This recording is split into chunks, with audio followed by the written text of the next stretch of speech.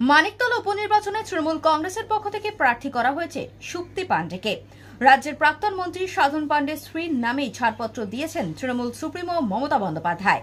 তার নির্বাচনী এজেন্ট হচ্ছেন অনিন্দ্য রাউত এবং কনভেনার হচ্ছেন কুণাল ঘোষ। 2022 সালের ফেব্রুয়ারি মাসে প্রয়াত হন মানিকতলার দীর্ঘদিনের বিধায়ক সাধন পাণ্ডে। সাধন পাণ্ডে প্রয়াত হওয়ার পর প্রায় 28 মাস পর মানিকতলা কেন্দ্রে উপনির্বাচন হচ্ছে।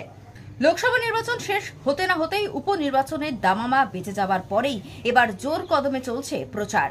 রবিবাসরীয় সকালে অর্থাৎ আজ সকালে মানিকতলা বাজার সংলগ্ন বিডন স্ট্রিট থেকে তৃণমূল কংগ্রেসের প্রাক্তন সাংসদ কুণাল ঘোষ প্রচার শুরু করেন মানিকতলা বিধানসভার উপনির্বাচনের প্রার্থী শুক্তি পাণ্ডের সমর্থনে। আঙিনায় আপনারা সবাই তাকে চেনেন, তৃণমূলের কর্মী, তৃণমূল পরিবারের সকলকে সযত্নে রেখেছেন, কখনো সমাজসেবা, কখনো রাজনীতি। ফলে এবার যখন দল বৌদিকে মনোনয়ন দিয়েছে, আমাদের একটাই কথা, মানিকতলা এবার নিজের বৌদিকেই চায়। সেই কারণে চলুন আমরা মানুষের কাছে এটা বলি যে এই ভোট বাই ইলেকশন, এটা সরকারের নির্ণায়ক নয়, সরকার তৃণমূল কংগ্রেসেরই থাকবে।